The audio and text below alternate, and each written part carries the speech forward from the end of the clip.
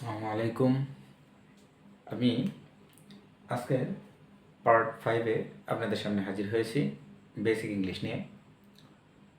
আগে একটু বলে রাখি, যদি আমাদের এই ভিডিওগুলো আপনাদের কাছে ভালো লেগে থাকে কিংবা আপনি যদি সামান্যতম উপকৃত হন ইংলিশের এই বেসিকগুলো পেয়ে, তাহলে অবশ্যই আপনি আমাদের চ্যানেলটি সাবস্ক্রাইব করে পাশে থাকবেন।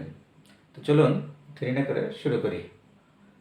আজকাল ছাত্রছাত্রীদের কাছে যে শব্দগুলো হজবরল তৈরি করে একটা ওটস তৈরি করে, সেই শব্দগুলো নিয়ে আজকে আমরা আলোচনা করব। তো আমাদের প্রথম নাম্বার 1 যে শব্দগুলো রয়েছে, শব্দগুলো আমরা একটু দেখি। প্রথমত রয়েছে এক্সামিনেশন অথবা এক্সাম। এটি পার্টস অফ স্পিচের একটি নাউন ফর্ম। এর অর্থ হচ্ছে পরীক্ষা। তো এক্সামিনেশন আর এক্সাম এর ভিতরে পার্থক্য হলো, একটি হচ্ছে আমাদের ফর্মাল ইংলিশ আর একটি হলো আমাদের ইনফর্মাল ইংলিশ। এরপরে দেখুন রয়েছে এক্সামিন বা এক্সামাইন, যার অর্থ হচ্ছে পরীক্ষা করা। এটি হচ্ছে একটি ভার্ব ফর্ম। নাম্বার 3 রয়েছে আমাদের এক্সামিনি, যার অর্থ হচ্ছে পরীক্ষার্থী। এটিও একটি নাউন ফর্ম। এরপর রয়েছে এক্সামিনিস, অর্থাৎ এক্সামিনের প্লুরাল ফর্ম হচ্ছে এক্সামিনিস, যার অর্থ হচ্ছে পরীক্ষার্থীগণ। এটি একটি পার্টস অফ স্পিচের নাউন ফর্ম। তারপরেই রয়েছে আমাদের এক্সামিনার, যার অর্থ হচ্ছে পরীক্ষক। এটি একটি পার্টস অফ স্পিচের নাউন ফর্ম।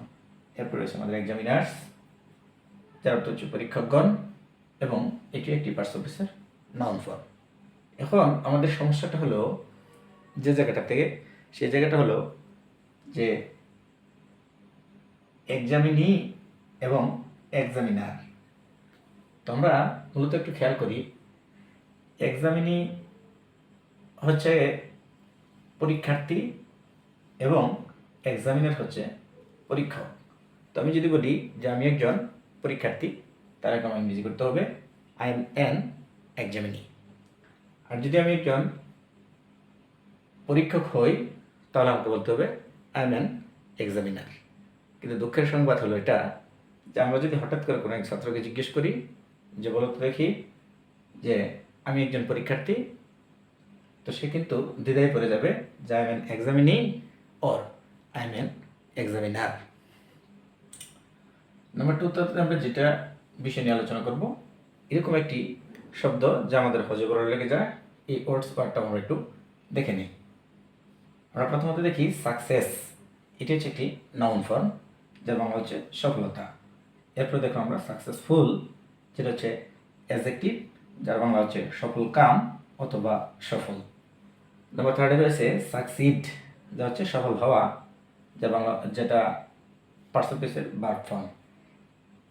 এখানটাতে একটা মজার বিষয় হলো যে সাকসিড, এটি দেখে অনেকেই এটি মনে করি আমরা যেটি ভার্বের পাস্ট ফর্ম, কিন্তু আসলে তা নয়। কেননা ইডি থাকতে ভার্বের পাস্ট ফর্ম, কিন্তু এখানটাতে রয়েছে আমাদের ডাবল ই ডি, সো এটি হচ্ছে বেস ফর্ম। তার পাস্ট ফর্মটা তাহলে কি? এই সাকসিড, এই ফর্মটার সাথে আমাদের যুক্ত হবে ইডি। এবার খেয়াল করুন, এখানটাতে রয়েছে ইডি, যা হচ্ছে আমাদের পাস্ট ফর্ম, এবং এখানটাতে রয়েছে ডাবল ই ডি, যেটা হচ্ছে আমাদের বেস ফর্ম। লাস্ট ওয়ান রয়েছে আমাদের সাকসেসফুলি, যেটা হচ্ছে সফলতার সহিত বা সফলতার সঙ্গে, সেটা হচ্ছে পার্টস অফ স্পিচের অ্যাডভার্ব।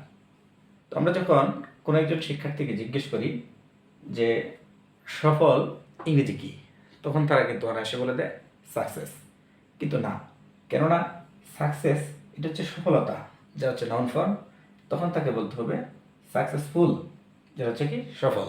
অর্থাৎ আমি যদি জিজ্ঞেস করি যে আমি একজন সফল, তখন বলতে হবে আই এম সাকসেসফুল। কিন্তু যদি আমি বলে দেই আই এম সাকসেস, তাহলে কিন্তু ভুল হবে, কেননা আমি সফলতা না, আমি হচ্ছি সফল। আশা করি আপনারা বেসিকগুলো বুঝতে পেরেছেন। আসসালামু আলাইকুম।